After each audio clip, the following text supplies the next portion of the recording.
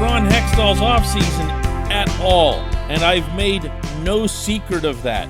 However, fair is fair, and I'm going to separate one move today that I feel stands out as a real positive for the franchise. Good morning to you. Good Wednesday morning. I'm Dejan Kovacevic of DK Pittsburgh Sports.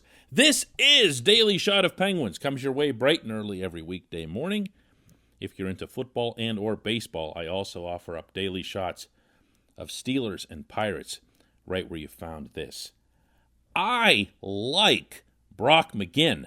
There's no way to not like Brock McGinn. I have, however, done a poor job of delineating that, I fear. So I'm here today to kind of remedy that a little bit. Not that I haven't said that I liked Brock McGinn. It's the broader set of circumstances that resulted in his arrival that I don't like. But that's not his fault, and that's not going to keep him from providing real value to Mike Sullivan's lineup. McGinn, for anybody who hasn't followed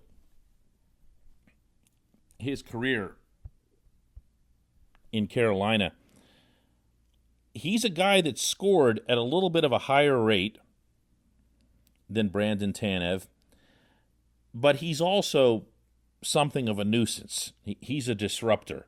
And actually, disruptor is probably the better word, because in addition to everything else that he brings in terms of ticking people off, flying around, hitting people, that's Tanev stuff. But McGinn also will drive to the net. And not that Tanev was shy about it, he just wasn't super effective at it. McGinn will take the puck and find a way to get through to the net. That's not a common trait in the NHL. Not everyone can do that. Even the most skilled players can't do that. He can. He finds a way to pull it off. Now, his statistics have been pretty consistent over the years. He peaked with a 16-goal season for the Hurricanes in 2017-18. He followed that up with just 10 goals over a full season. And then in pandemic times, he ended up with a total of 18 goals in about 100 games. So he is what he is from that standpoint. But the thing that I like more about McGinn is that he knows what he is. Yeah, I think a lot of time in Carolina, I felt like I never fully got that opportunity to show how offensive I can be, and it was more the defensive side of my game that was focused on, where I think last year I really went into it trying to prove how offensive I can actually be in the NHL, and I think last year was a true testament of how I can play and how offensive I can be, as long as my defensive and my full 200-foot style game doesn't hinder from that. He's got that energy to him, doesn't he? You can pick that up. You can pick that up again. Similarly with Tanev. Tanev's different. His is more of a nervous. I got something else to do. I got to be somewhere else. That's very much Tanev. This kid is maybe a little bit more comfortable in his own skin in that regard, at least from the sound of it. Brian Burke said last week on satellite radio that the Penguins believe that McGinn will represent for them an upgrade over Tanev. And never mind how lousy it is to say something like that about somebody who's been with you for a while and who's given a lot to the Penguins the way Tanev did. Even if you set that aside, if you try to get into their thinking on this, you can see where it could happen. McGinn has more going for him than just coming at a lower cap hit over a shorter period of time. He's younger. He's 27. And anytime somebody pops 16 or whatever the number is in a given season, you're always convinced that they can hit that number again. You're always convinced that there's a ceiling that's been established that can be reestablished. This portion of Daily Shot of Penguins is brought to you by Fubo TV. The monthly cost of cable is over $200. Fubo TV is $65 a month to watch all the same channels, including AT&T Sportsnet Pittsburgh. And right now, Fubo TV is offering our listeners of this show a 7-day free trial and 15% off your first month. Just go to FuboTV.com/DK. One more time, it's FuboTV.com/DK. I hope to make this point as clear as possible. The Penguins have brought in some new players. They have kept some existing players.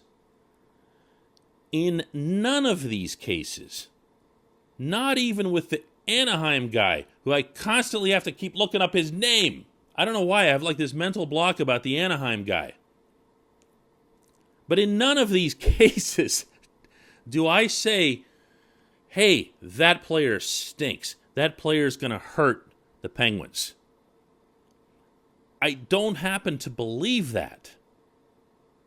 I do happen to believe that the process has been flawed and that the number one priority wasn't addressed.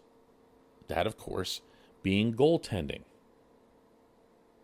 And that's hard to get past because these aren't series of individual transactions that are occurring here.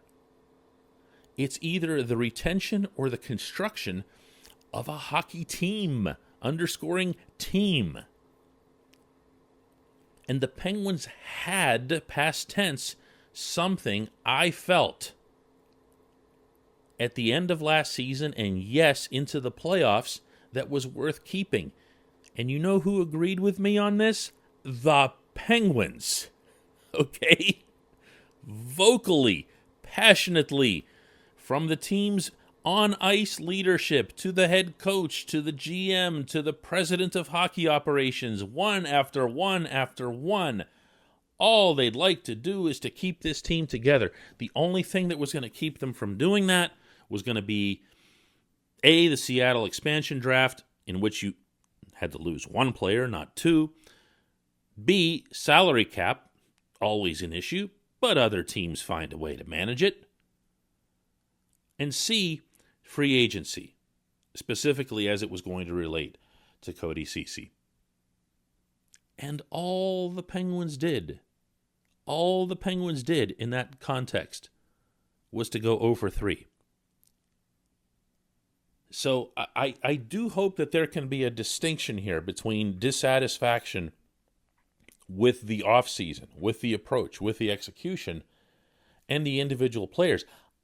I believe that if the Penguins had Brock McGinn on their roster for the Islanders series, he's absolutely playing. He's a plus. He's I'll use Burke's term. He's being upgraded over one or two guys on that roster. He's a good hockey player. He is, and he's going to add something to this team.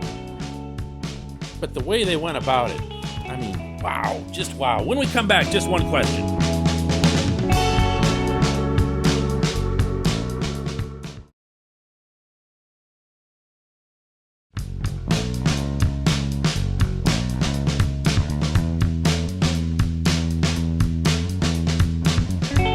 Back. It's time for Just One Question, and that's brought to you always on this program by the good people at the Greater Pittsburgh Community Food Bank, where they are committed, recommitted, to providing food for all of our neighbors in need across Western Pennsylvania. When I'm referring to the recommitment, I'm referring to their recent rebranding and everything that went into that. Visit pittsburghfoodbank.org to watch a video about everything that they've done to basically reconstruct who they are at the Pittsburgh Food Bank and how they provide the assistance that they do. One more time, it's pittsburghfoodbank.org. Just one question comes from Mark Bailey, who asks, with most of the goaltending free agents signed on day one of free agency, what are the chances Ron Hextall can work out a deal to acquire Jonathan Quick or John Gibson or provide some veteran goaltending? You know, I've brought up Quick for months now as someone who I feel would be a good fit. Now, Quick's statistics over the past 3 seasons haven't blown anyone away.